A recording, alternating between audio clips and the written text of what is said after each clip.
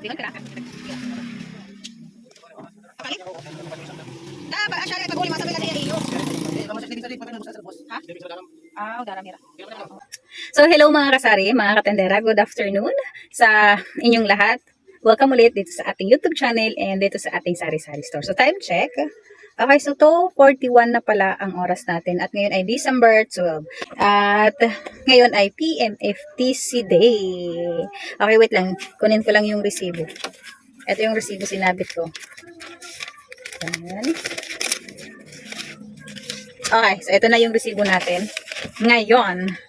Okay, so alam niyo naman, pag PMFTC, ano bang meron? Pag PMFTC Day, so second week na po ito kasi every 2 weeks naman ay pumupunta dito yung PMFTC. Okay, so balik tayo. May bumili ng Marlboro. Okay, so dito na nga tayo sa PMFTC. So alam naman ninyo, pag PMFTC Day, syempre ano ba ang meron? Pag PMFTC Day, syempre magbabayad tayo ng ating kinuha kasi syempre sila ay nag-iwan ng mga sigarilyo, parang nag-consignment. Hindi ko alam kung yan ba talaga yung tamang term, consignment. Basta ganun siya, yung kukuha ka tapos every second week ay babalik sila para kunin sa'yo yung bayad. Tapos kukuha ka ulit ng panibagong mga stock ng mga sigarilyo. So, ayan, nakabayad na nga ako kanina and kumuha ulit ako ng mga sigarilyo. Ito yung resibo at naka-discount ako dito. Ayan, naka-discount ako ng 150. Ayan, 150. Ayan. Oh, 150 yan. Ayan yung may circle dyan. Ayan, 150 ang na-discount ko dahil sa kaha ng mga Chesterfield.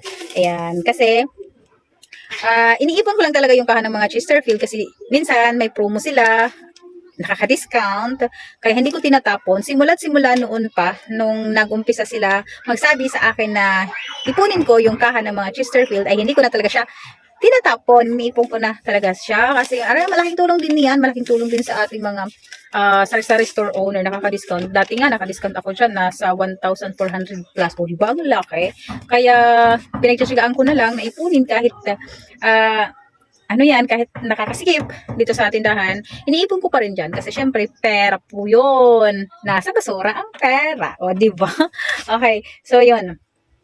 Dito is, konti lang naman yung kaha ko. Kaya, 150 lang yung na-discount sa akin.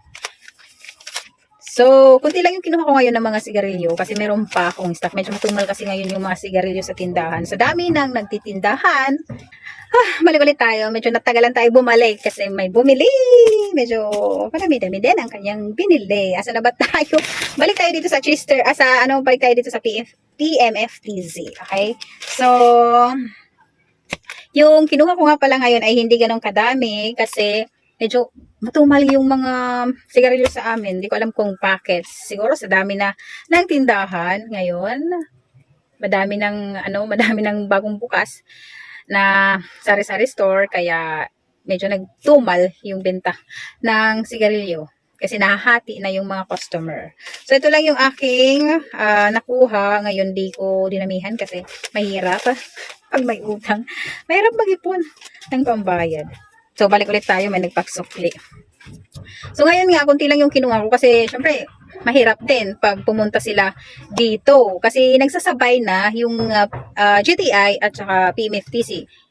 Same sila ng araw kaya mahirap talaga.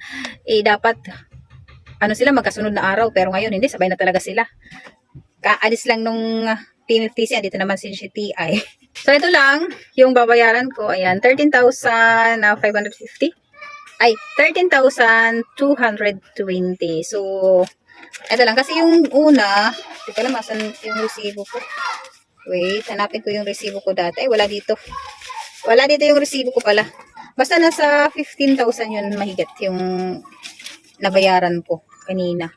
Tapos ngayon, konti lang. Binawasan ko yung sa Chester yata kasi hindi ganun hindi ganun ka mabenta na ngayon si Chester. Tumaas si Chester. Check na natin kung same pa rin yung Marlboro nila. Ayan, same pa rin ang price ng Marlboro. 1,550 pa rin. Hindi pa sila nag-increase. Pero si Chester ay nag-increase na sa kanila. Si Chester ay 1,260. Ayan, increase na si Chester. Kaya siguro medyo nagtumal si Chester kasi dati ang bentahan ko dyan ay sa 6 pesos. Pero ngayon, 7 ko na binibenta si Chester. So, ito yung mga na, ano natin. Okay, kita ko lang sa inyo yung mga nakuha natin. Ayan, may ano ko dito. So, ayan yung nakuha ko ngayon. Mga Marlboro. Ayan. Okay, so ayan, meron tayong 6 na rim na Marlboro Red. Kasi mabenta dito sa amin si Marlboro Red. Kaya 6 lang yung kinuha ko kasi may stock pa naman ako dito na 2. Ayan, so babalik rin naman sila ulit. Bago mag New Year, babalik sila. So, tapos kumuha lang ako sa kanila ng isang, ayan, Marlboro Blast. Isang Marlboro Blast lang. Kasi pag naubos, pwede naman ako bumili sa grocery ng Marlboro Blast. Tapos, ayan, si Chester, kumuha lang ako ng 2. Isang remix color, itong blue. Tapos, itong red. So, 2 lang ang kinuha ko ni Chester kasi meron pa ako stock dito na 2 rim na red. At saka, yung ganito, may stock pa ako. Hindi naman to mabenta. Hindi naman to masyado mabenta sa tindahan. Kaya pa konti-konti lang ako kumuha ng mga Chester. Tapos, ngayon, nag-increase pa si Chester. Naging 7 na kami, kaya okay, so yun, balik tayo magbili ng kalamansi. Okay, so ayan, 2 lang. Si Chester kasi nagtaas na 7 pesos na siya, hindi tulad dati na 6 pesos. Medyo mabenta si Chester dati kasi 6 pesos ang bentahan ko. Tapos ngayon naging 7 na siya, kaya hindi na siya ganun kamabenta si Chester.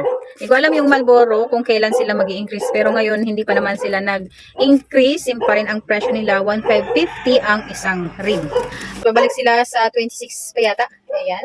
Pero si GTI hindi na sila babalik, sa January pa daw sila babalik dito. Okay, so ayun mga kasari, mga katendera. So ito lang muna yung vlog natin ngayong hapon. Hapon na kasi mag-alas 3 na.